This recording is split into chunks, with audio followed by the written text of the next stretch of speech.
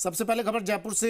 बड़ी खबर, सीएम भजनलाल की अध्यक्षता में कैबिनेट बैठक होने जा रही है। कुछ ही देर में मंत्री किरोड़ी लाल मीणा, कन्हैयालाल चौधरी, मंत्री हेमंत मीणा समेत अधिकांश मंत्री सीएमओ पहुंच चुके हैं, बैठक में पहुंच चुके हैं।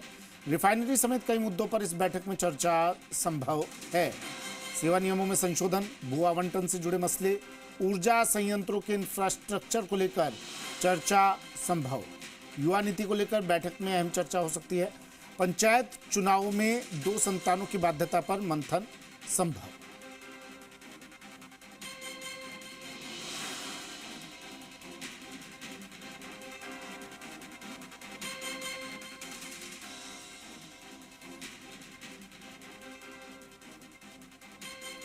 बाबूलाल दयाल मेरे सहयोगी हमारे साथ फोन लाइन पर जुड़ गए हैं जयपुर से। बाबूलाल, कैबिनेट की बैठक कितनी देर में बैठक शुरू होने जा रही है और कौन कौन से पॉइंट्स, कौन कौन से मुद्दे होंगे जिन पर फोकस रहने वाला है आज बैठक में? जी, अधिकांश जो मंत्री हैं उनका वो सीएम में पहुंच गए हैं। दोनों डिप्टी सीएम दिया कुमारी, प्रेमचंद बैरवा, इसके अलावा मंत्री जोगाराम पटेल, सुमित लोधारा, गजेंद्र सिंह खींवसर, मदन दिलावर, कन्हैयालाल चौधरी, किरोड़ी लाल मीणा समेत अधिकांश जो कैबिनेट मंत्री हैं वो इस वक्त सीएमओ में पहुंच गए हैं और थोड़ी देर में बैठक शुरू होने वाली है। आज की जो बैठक है उसमें खासतौर से भू आवंटन से जुड़े हुए मामले हैं, सोलर एनर्जी को लेकर के भी एजेंडा जो है आज की कैबिनेट की बैठक में। इसके अलावा रिफाइनरी से जुड़े हुए कुछ मामले हैं, सेवा नियमों को लेकर के भी कुछ संशोधन हो सकते हैं। इसके अलावा 2 संतानों की बाध्यता है चुनाव लड़ने के लिए पंचायत राज में। इस बाध्यता को के ऊपर भी कैबिनेट आज की बैठक में चर्चा कर सकती है कि क्या इसमें रिलैक्सेशन देना चाहिए या 2 से ज्यादा संतान वाले भी चुनाव लड़ने के लिए पात्र हो सकते हैं या नहीं हो सकते। बहुत बड़ा मुद्दा है ये अपने आप में, क्योंकि कई बार कुछ जो पंचायत राज के जो प्रतिनिधि होते हैं वो इस बारे में जानकारी छुपा के चुनाव लड़ लेते हैं, तो उनके जो विरोधी होते हैं वो इसकी शिकायत करते हैं और ऐसे में कई मुकदमे राजस्थान के विभिन्न न्यायालयों में भी चल रहे हैं, कईयों को जेल भी हुई है। तो जब तीसरी संतान हो जाती है तो चुनाव लड़ने के लिए व्यक्ति अयोग्य हो जाता है। एक ये बहुत बड़ा मुद्दा है।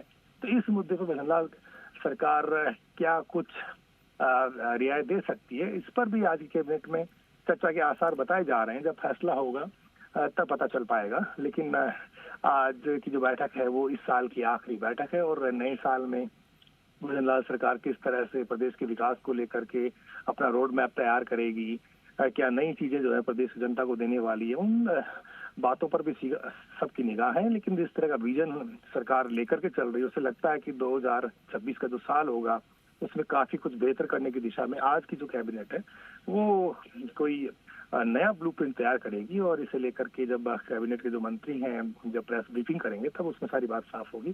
फिलहाल कैबिनेट की बैठक सीएमओ में शुरू होने जा रही है। एक अहम बिंदु है बाबूलाल, उस पर बात करनी जरूरी हो जाती है।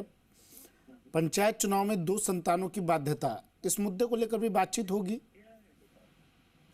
बिल्कुल, सूचना तो यही है, खबरें यही आ रही हैं और सरकार के कुछ मंत्रियों ने इससे जुड़े हुए स्टेटमेंट दिए थे पहले, क्योंकि दबाव है सरकार के ऊपर कि जब ये नियम विधानसभा में और लोकसभा के चुनाव में लागू नहीं है तो फिर पंचायत राज के प्रतिनिधियों के लिए ये नियम क्यों लागू किया गया है।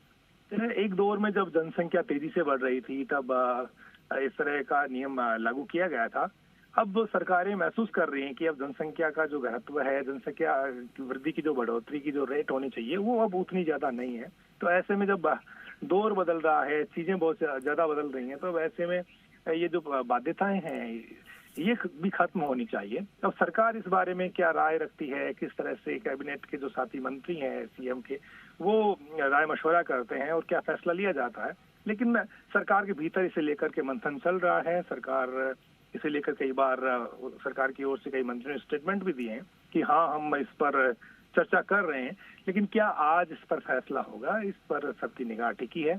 और अगर फैसला होता है तो भजनलाल सरकार जो है वो गांव के जो जनप्रतिनिधि हैं, जो पंचायत राज से जुड़े हुए जो लोग हैं, खासतौर से सरपंच हैं, वार्ड पंच हैं, पंचायत समिति में जो प्रधान होते हैं, जिला प्रमुख होते हैं, तो उसमें कई सारे ऐसे नेता भी उनका भी सपना साकार हो पाएगा जो चुनाव लड़ने के आज की डेट में अयोग्य हैं और आने वाले साल में जब नए सिरे से चुनाव होगा तो वो भी चुनाव लड़ पाएंगे।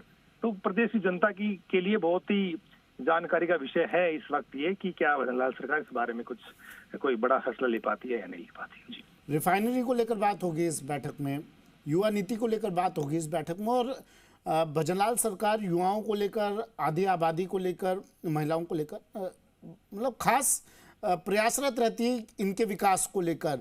क्या कुछ आज इनसे जुड़े किन मुद्दों पर आज बात हो सकती है बाबूलाल? जी बिल्कुल, क्योंकि युवा जो है वो किसी भी देश का भविष्य माने जाते हैं, तो भजनलाल सरकार भी ये कोशिश कर रही कि युवाओं को ज्यादा से ज्यादा उसके कामकाज में तवज्जो मिलनी चाहिए और युवा किस तरह से प्रदेश को आगे बढ़ाने में सरकार के साथ कदम से कदम मिला करके आगे चल सके। तो इस बारे में हर सरकार कोशिश करती है। इस सरकार का इस बाबत ज्यादा फोकस है। बहुत सारे, आपको पता ही होगा, अभी के खेलो इंडिया यूनिवर्सिटी के गेम्स यहाँ पर कराए गए और थोड़े दिनों बाद में जयपुर जैसी जगह पर सेना दिवस के मौके पर परेड होने जा रही है। बहुत सारी स्कीम्स जो है युवाओं के लिए सरकार ला रही है। तो युवा जो है सरकार की सोच के केंद्र बिंदु में है और ये सरकार यही चाहती है कि युवाओं में सरकार के प्रति भरोसा बना रहे और जो युवा चाहते हैं उसी के मुताबिक उनके लिए कुछ इस तरह का काम किया जाए कि युवा बीजेपी का एक कोर वोट बन करके हमेशा से पार्टी के साथ खड़े रहें। तो जो भी जरूरतें सरकार महसूस करती है, जो भी युवा सोचते हैं, उसी के मुताबिक नई प्लानिंग की जाए, नई योजनाएं बनाई जाए और उनको लागू किया जाए ताकि युवा जो है एक मजबूत कड़ी के रूप में सरकार को साथ दे सके। तो इस बारे में सरकार कोशिशें कर रही है। अब आज जो है जो बात एजेंडे में है उसमें क्या नई चीजें शामिल की गई है तो ब्रीफिंग में पता चलेगा, लेकिन फिलहाल निगाहें हैं कि युवाओं को लेकर के भी सरकार कोई बड़ा फैसला ले सकती है। ठीक है, शुक्रिया बाबूलाल तमाम जानकारी के लिए। कुछ ही देर बाद कैबिनेट की बैठक होगी शुरू, मुख्यमंत्री भजनलाल शर्मा का इंतजार।